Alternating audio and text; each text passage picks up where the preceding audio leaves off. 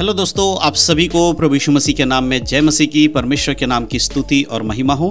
फिर से मैं आप सभी का स्वागत करता हूं हमारे एक और नए वीडियो के माध्यम से। दोस्तों, आज जो मैं ये वीडियो बना रहा हूं, आज का जो हमारा वीडियो का टॉपिक है वो है पाम संडे। जी हाँ दोस्तों, पाम संडे। आज मैं पाम संडे के विषय में दो ऐसी बातें आपको बताने वाला हूं जिसके विषय में आज बहुत सारे लोग नहीं जानते हैं। अगर आप एक चर्च में जाने वाले व्यक्ति हैं, प्रभु यीशु मसीह पे विश्वास करते हैं, तो आपको ये तो ज़रूर पता होगा कि पाम संडे एक त्यौहार के रूप में आज कलीसिया में मनाया जाता है। लेकिन जो बातें आज मैं पाम संडे के विषय में बताने वाला हूँ वो शायद आपको नहीं पता होगा। दो ऐसी बातें जो पाम संडे से जुड़ी हुई है, आज इस वीडियो के माध्यम से मैं आपको बताने वाला हूँ। अगर आप एक प्रचारक हैं तो भी आज का ये वीडियो आपके लिए बहुत ही लाभदायक है। अगर आप एक विश्वासी हैं तो भी आज का ये वीडियो आपके लिए बहुत ही ज़्यादा लाभदायक है, क्योंकि आज आपको पता चलेगा बाइबल के अंदर से पाम संडे के विषय में दो खास बातें जो आज बहुत सारे लोग इन बातों को नहीं जानते हैं। तो इसलिए आज के वीडियो को बड़े ध्यान से देखिएगा और समझने की कोशिश करिएगा, क्योंकि बाइबल के वचनों से मैं साबित करने वाला हूँ पाम संडे के अंदर से कुछ ऐसी बातें जो आज के समय में हर एक विश्वासी के जीवन में होना बहुत ही ज़्यादा ज़रूरी है। अगर आप पाम संडे मनाते हैं, आप चर्च में जाते हैं, आप खजूर की डालियों को लाकर सजाते हैं चर्च को, या आप जो भी त्यौहार के रूप में मना रहे हैं, अगर वो सारी चीज़ कर रहे हैं, लेकिन जो बातें आज मैं बाइबल के अंदर से आपको बताने वाला हूं उनको अगर आप नहीं करते हैं तो आपका पाम संडे मनाना व्यर्थ है। उसका मनाने का कोई मतलब नहीं बनता है, क्योंकि अगर बाइबल के अनुसार अगर आप जीवन नहीं जी रहे हैं तो आप दुनिया के कुछ भी करिए, उससे आपका कोई लाभ होने वाला नहीं है। इसीलिए वो दो ऐसी बातें जो पाम संडे के विषय में बाइबल में दी गई है, हम सबको जानने की ज़रूरत है। यहाँ पर मैं पाम संडे जब नाम ले रहा हूँ तो इसका अर्थ ये नहीं है कि मैं आपको पाम संडे का त्यौहार मनाने के लिए कह रहा हूँ, परंतु इसलिए पाम संडे का नाम ले रहा हूँ ताकि आप इन बातों को अच्छे से समझ सको। और बाइबल में पाम संडे मनाना है त्यौहार के रूप में, ऐसा नहीं लिखा गया है। लेकिन मैं यहाँ पर उस बात का जिक्र कर रहा हूँ जब पाम संडे का त्यौहार बोलकर लोग मनाते हैं, यीशु मसीह का जो यरूशलेम में प्रवेश का दिन होता है, उस दिन को ही पाम संडे के रूप में जाना जाता है। इसीलिए मैं पाम संडे शब्द का इस्तेमाल कर रहा हूँ ताकि आप अच्छे से समझ सको। तो ऐसा क्या हुआ था उन दिनों में जब यीशु मसीह यरूशलेम में आते हैं, उन बातों को मैं आज आपको बताने वाला हूं। आज बहुत सारे कलीसियाओं में आप देखते होंगे कि लोग पाम संडे मनाते हैं, चर्च को सजाते हैं, कहीं कहीं पर तो पास्टर लोगों को भी यीशु मसीह का दर्जा दिया जाता है। जैसे यीशु मसीह के पैरों के नीचे, यानी कि उस गधे के पैरों के नीचे जो जिस पर यीशु मसीह बैठे थे, जब यरूशलेम में आए तो यहूदी लोगों ने या वहाँ के लोगों ने, इजरायली के लोगों ने क्या किया,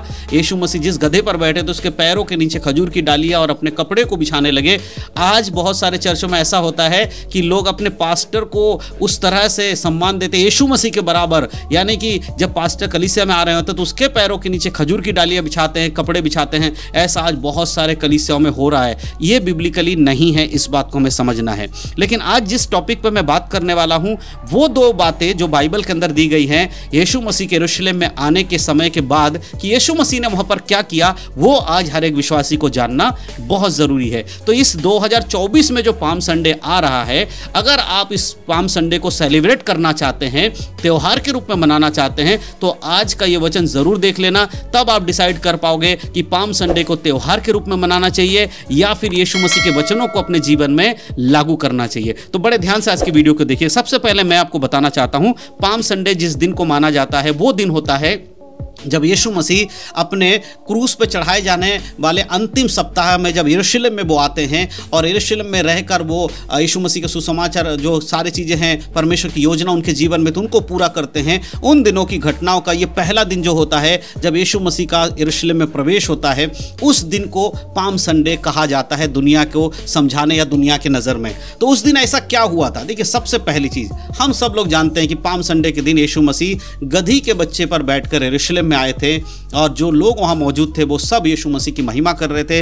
होसन्ना होसन्ना, दाऊद के संतान की होसन्ना, इस प्रकार का जय जयकार वहां पर लगा रहे थे। लेकिन मेरे प्रियो, यहां पर समझने वाली बात यह है कि उस पूरे सप्ताह में, यानी कि पाम संडे से लेकर ईस्टर तक, जब यीशु मसीह का पुनरुत्थान हुआ, उस दिन तक के बीच में जो घटनाएं घटी हैं उसको समझना बहुत ज़रूरी है। तभी आपका पाम संडे सही मायने में पाम संडे का एक कारण बन सकता है। क्या है वो मायने, वो मैं आपको बताने वाला हूँ। क्या हुआ था उन दिनों में। सबसे पहले एक वचन मैं आप लोगों के लिए पढ़ना चाहता हूं, उसको सुन लीजिए। हो सकता है कि आप पाम संडे के प्रचार तैयारी कर रहे हो तो आपके प्रचार के लिए भी ये बहुत काम आने वाला है। यहां पर जब हम पढ़ते हैं मत्ती रचित सुसमाचार उसका 21 अध्याय के 6 आयत से लेकर 8 तक मैं आपके लिए पढ़ूंगा। यहां पर एक बात लिखा है, चेलों ने जाकर जैसा यीशु ने कहा था वैसा ही किया और गधी और बच्चे को लाकर उन पर अपने कपड़े डाले और वह उन पर बैठ गया, उस पर बैठ गया। और उसके आगे लिखा है, तब बहुत लोगों ने अपने कपड़े मार्ग में बिछाए और अन्य लोगों ने पेड़ों से डालियां काटकर मार्ग में बिछाई। यहाँ पर हम देखते हैं कि यीशु मसीह के लिए जब वो गधी का बच्चा लाया जाता है तो वहाँ पर लोग क्या करते हैं, अपने कपड़े को भी उस गधी के ऊपर बिछाते हैं और यीशु मसीह को उस पर बिठाते हैं, यीशु मसीह उस पर बैठ जाते हैं। और बाद में लोगों ने पेड़ों की डालियाँ, खजूर की डालियों को काट काट कर गधे के पैर के नीचे बिछाया और यीशु मसीह का एक राजा की तरह स्वागत किया। यहाँ पर समझने वाली बात क्या है वो देखिए मेरे प्रियो, जिस गधे के बच्चे का इस्तेमाल किया गया, आप सोचिए गधा किस काम आता है। आज अगर हम बात करेंगे तो आज के समय में भी गधे का काम क्या है, मजदूरी की तरह सामान ढोना, मजदूर जैसे सामान ढोते हैं, गधे का काम होता है मेहनत करना और वो आराम से बड़े बड़े सामानों को लेकर इधर उधर जाता है, उसकी कोई इज्जत नहीं होती है।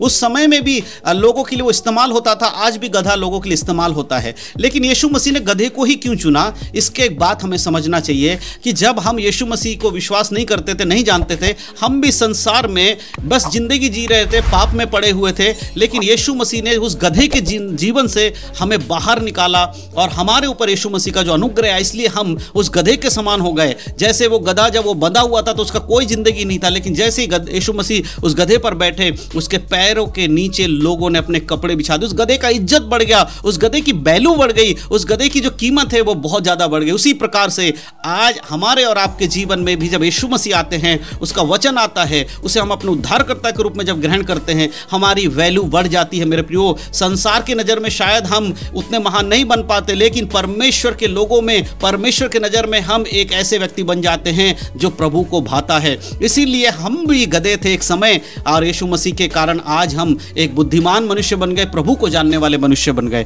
तो सबसे पहली चीज पाम संडे क्या है, प्रभु ने हमें इस्तेमाल किया है, हम इस्तेमाल के योग्य बन पाए परमेश्वर के लिए, यही हमारे लिए सबसे बड़ी बात है। दूसरी बात जो पाम संडे के विषय में मैं आपको बताना चाहता हूं वो है, अगर हम उसी मत्ती की 21 अध्याय उसके 12 आयत से लेकर कुछ वचन पढ़ेंगे तो समझ में आएगा। उस 12 में लिखा है, यीशु ने परमेश्वर के मंदिर में जाकर उन सब को जो मंदिर में लेन देन कर रहे थे निकाल दिया और सराफों के पीढ़े और कबूतर बेचने वालों की चौकियां उलट दी और उनसे कहा, लिखा है मेरे घर प्रार्थना का घर कहलाएगा, परंतु तुम उसे डाकुओं की खो बनाते हो। यहाँ पर दोबारा क्या घटना घटती है, उसके बाद यीशु मसीह यरूशलेम मंदिर में जाते हैं, परमेश्वर के भवन में जाते हैं और वहाँ जाकर क्या देखते हैं कि वहाँ लोग व्यापार कर रहे हैं। परमेश्वर का मंदिर जो मंदिर था वो आराधनालय के लिए था, यानी उसमें आराधना करने के लिए, परमेश्वर की संगति में लोगों को आने के लिए था, लेकिन वहाँ पर अब व्यापार हो रहा था, वहाँ पर लेन देन किया जा रहा था, वहाँ पर लूट मचाया हुआ था। उन सबको देखकर यीशु मसीह वहाँ क्रोधित हुए और उन्होंने उन सबको वहाँ से मार मार कर भगा दिया। उसी प्रकार से आज के समय में जो हमारा देह है वो परमेश्वर का मंदिर है और इस देह का काम क्या है, परमेश्वर की महिमा करना। लेकिन आज बहुत सारे लोग, यीशु मसीह पर विश्वास करने वाले लोग आज अपने शरीर के द्वारा पाप कर रहे हैं, बुराई में जीवन जी रहे हैं। मेरे प्रियो, अगर आप पाप में जीवन जीते हैं, बुराई में जीवन जीते हैं और उसके बाद आप पाम संडे मना रहे हैं, उसका कोई मतलब नहीं बनता है। प्रभु का वचन कहता है कि ये मंदिर, ये घर मेरा है और तूने इसको डाकुओं का खो बना दिया है। जैसे उस समय यरूशलेम में यीशु मसीह ने मंदिर को खाली कराया, आज आपको और हमें भी अपने आप को जांचना चाहिए, देखना चाहिए। अगर हमारे शरीर में परमेश्वर की निंदा की बातें हैं, बुराई की बातें हैं, पाप की बातें हैं, तो उसके अंदर से उन बातों को निकालिए, तभी पाम संडे का सही मतलब आपके जीवन में होगा। मेरे प्रियो, अगर आप ये दो बातें नहीं ध्यान करते हैं तो फिर आप जितना भी मर्जी पाम संडे मनाइए, उससे कोई फर्क नहीं पड़ने वाला।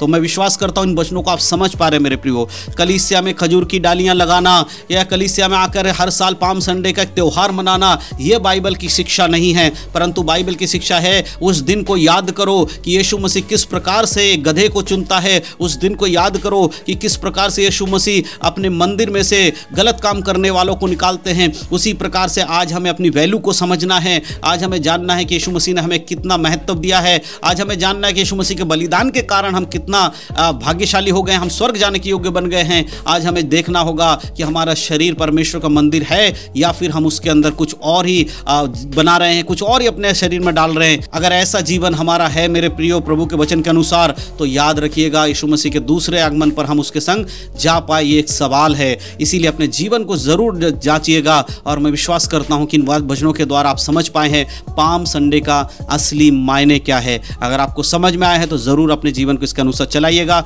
और वीडियो अगर अच्छा लगा हो तो अपने मसीह भाई बहनों में शेयर जरूर करिएगा। परमेश्वर आप सबको इन बातों के द्वारा आशीष दे। यीशु मसीह के नाम में सबको जय मसीह की। God bless you.